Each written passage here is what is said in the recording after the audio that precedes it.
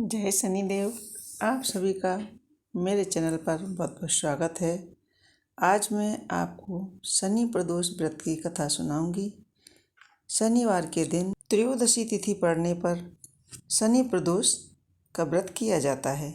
शनि प्रदोष व्रत सभी प्रदोष व्रतों में सर्वश्रेष्ठ माना गया है। जो व्यक्ति शनि प्रदोष व्रत करता है उसे खोए हुए धन की प्राप्ति होती है, संतान सुख की प्राप्ति होती है। आगे मैं आपको शनि प्रदोष से होने वाले फायदे भी बताऊंगी। अभी हम शुरू करते हैं शनि प्रदोष व्रत की कथा। तो आइए सुनते हैं शनि प्रदोष व्रत की कहानी। त्रयोदशी व्रत हर महीने 2 बार आता है। शुक्ल पक्ष और कृष्ण पक्ष दोनों त्रयोदशी तिथि को प्रदोष तिथि कहते हैं।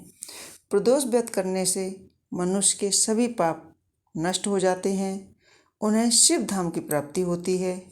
त्रयोदशी व्रत करने वाला मनुष्य सदा सुखी रहता है, उसके संपूर्ण पापों का नाश होता है। शनि प्रदोष पूजा विधि: इस दिन सुबह स्नान आदि से निवृत्त होकर के स्वच्छ वस्त्र धारण करके मंदिर में भगवान शिव के सामने घी का दीपक प्रज्वलित करें, भोलेनाथ के मंत्रों का उच्चारण करें, जाप करें और अभिषेक करें और साथ ही साथ माता पार्वती और विघ्नहर्ता श्री गणेश जी भगवान की पूजा करें, अर्चना करें। फिर प्रदोष काल से पहले स्नान कर श्वेत वस्त्र धारण करके स्वच्छ स्थान पर बैठ जाएं और प्रदोष काल में यानी गोधूली बेला पर शाम के समय आप घर पर या मंदिर में कहीं भी पूजा कर सकते हैं। यदि आप घर पर पूजा कर रहे हैं तो एक चौकी पर स्वच्छ वस्त्र बिछाकर भगवान भोलेनाथ और माता पार्वती गणेश जी की प्रतिमा स्थापित करें। धूप दीप नैवेद्य से भगवान का पूजन करें और कथा सुनें। शनि प्रदोष व्रत करने से खोया हुआ राज्य, पद प्रतिष्ठा और संतान सुख की प्राप्ति होती है। श्री गर्गाचार्य जी ने कहा कि हे महामते, आपने शिव शंकर प्रसन्नता हेतु समस्त प्रदोष व्रतों का वर्णन किया। अब हम शनि प्रदोष व्रत की विधि सुनने की इच्छा रखते हैं, सो कृपापूर्वक सुनाइए। तब सूत जी बोले कि हे ऋषियों, निश्चित रूप से आपका शिव पार्वती के चरणों में अत्यंत प्रेम है। मैं आपको शनि त्रयोदशी के व्रत की विधि बतलाता हूँ, सो ध्यानपूर्वक सुने। पुरातन कथा है कि एक निर्धन ब्राह्मण की स्त्री दरिद्रता से दुखी हो शांडिल्य ऋषि के पास जाकर बोली कि हे महामुनि, मैं अत्यंत दुखी हूँ, दुख निवारण का कोई उपाय बताइए। मेरे दोनों पुत्र आपकी शरण में हैं। मेरे ज्येष्ठ पुत्र का नाम धर्म है, जो कि राजपुत्र है, और लघु पुत्र का नाम शुचिव्रत है। अतः हम दरिद्री हैं, आप ही हमारा उद्धार कर सकते हैं। इतनी बात सुनकर ऋषि ने शिव प्रदोष व्रत करने के लिए कहा। तीनों प्राणी प्रदोष व्रत करने लगे। कुछ समय पश्चात प्रदोष व्रत आया। तब तीनों ने व्रत का संकल्प लिया। छोटा लड़का, जिसका नाम शुचिव्रत था, एक तालाब पर स्नान करने को गया तो उसे मार्ग में स्वर्ण कलश धन से भरा हुआ मिला। उसको लेकर वह घर आया और प्रसन्न होकर के माता से कहने लगा कि माँ, यह धन मार्ग में प्राप्त हुआ है। माता ने धन देखकर शिव महिमा का वर्णन किया। राजपुत्र को अपने पास बुलाकर बोली कि देखो पुत्र, यह धन हमें शिव जी की कृपा से प्राप्त हुआ है, अतः प्रसाद के रूप में दोनों पुत्र आधा आधा बांट लो। माता का वचन सुनकर राजपुत्र ने शिव पार्वती का ध्यान किया और बोला, पूज्य माँ, यह धन आपके पुत्र को ही मिला है, मैं इसका अधिकारी नहीं हूँ। मुझे शंकर भगवान और माता पार्वती जब देंगे तब लूँगा। इतना कहकर वह राजपुत्र शंकर जी की पूजा में लग गया। एक दिन दोनों भाई का प्रदेश भ्रमण का विचार हुआ। वहाँ उन्होंने अनेक गंधर्व कन्याओं को क्रीड़ा करते हुए देखा। उन्हें देख शुचिव्रत ने कहा, भैया अब हमें इससे आगे नहीं जाना चाहिए।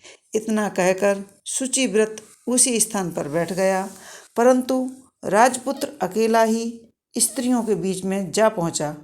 वहाँ एक स्त्री अति सुंदर राजकुमार को देखकर मोहित हो गई और राजपुत्र के पास पहुंचकर कहने लगी, हे सखियों, इस वन के समीप ही जो दूसरा वन है, तुम वहाँ जाकर देख कर आओ। मैं यहाँ बैठी हूँ, मेरे पैर में बहुत पीड़ा है। यह सुनकर सब सखियाँ दूसरे वन में चली गईं। वह अकेली सुंदर राजकुमार की ओर देखती रही। उधर राजकुमार भी कामुक दृष्टि से निहारने लगा। युवती बोली, आप कहाँ रहते हैं? वन में कैसे पधारे? किस राजा के पुत्र हैं? क्या नाम है आपका? राजकुमार बोला, मैं विदर्भ नरेश का पुत्र हूँ, आप अपना परिचय दें। युवती बोली, मैं विद्रविक नामक गंधर्व की पुत्री हूँ, मेरा नाम अंशुमति है। मैंने आपकी मन स्थिति को जान लिया है कि आप मुझ पर मोहित हैं। विधाता ने हमारा तुम्हारा संयोग मिलाया है। युवती ने मोतियों का हार राजकुमार के गले में डाल दिया। राजकुमार हार स्वीकार करते हुए बोला कि हे भद्रे, मैंने आपका प्रेम उपहार स्वीकार कर लिया है, परंतु मैं निर्धन हूँ। राजकुमार के इन वचनों को सुनकर गंधर्व कन्या बोली कि जैसा कह चुकी हूँ वैसा ही करूँगी, अब आप अपने घर जाइए। इतना कहकर वह गंधर्व कन्या सखियों से जा मिली। घर जाकर राजकुमार ने शुचिव्रत को सारा वृतांत कह सुनाया। जब तीसरा दिन आया, वह राजपुत्र शुचिव्रत को लेकर उसी वन में पहुंच गया। वही गंधर्वराज अपनी कन्या को लेकर आ पहुंचा। इन दोनों राजकुमारों को देख आसन देर कहा कि मैं कैलाश पर्वत गया था। वहाँ शंकर जी ने मुझसे कहा कि धर्मगुप्त नाम का राजपुत्र है, जो इस समय राजविहीन है, निर्धन है, मेरा परम भक्त है। हे गंधर्वराज, तुम उसकी सहायता करो। मैं महादेव की आज्ञा से इस कन्या को आपके पास लाया हूँ। आप इसका निर्वाह करें, इसके साथ विवाह करें। मैं आपकी सहायता कर आपको राजगद्दी पर बिठा दूंगा। इस प्रकार गंधर्वराज ने कन्या का विधिवत विवाह कर दिया। विशेष धन और सुंदर गंधर्व कन्या को पाकर राजपुत्र अत्यंत प्रसन्न हुआ। भगवान की कृपा से वह समय उपरांत अपने शत्रुओं को दमन करके राज्य का सुख भोगने लगा। यह थी शनि प्रदोष की छोटी सी कथा। अब हम जानते हैं शनि प्रदोष व्रत से होने वाले फायदे। नंबर 1, शनि प्रदोष व्रत सभी प्रदोषों में सर्वश्रेष्ठ माना गया है। संतान प्राप्ति के लिए यह अचूक उपाय है। शनि प्रदोष का व्रत खोया हुआ राज पद प्राप्ति के लिए किया जाता है। अलग अलग मतों के अनुसार शनि प्रदोष का व्रत महाप्रदोषों में माना जाता है। ऐसी भी मान्यता है कि शनि प्रदोष शिव पूजा के लिए सर्वश्रेष्ठ व्रत माना गया है।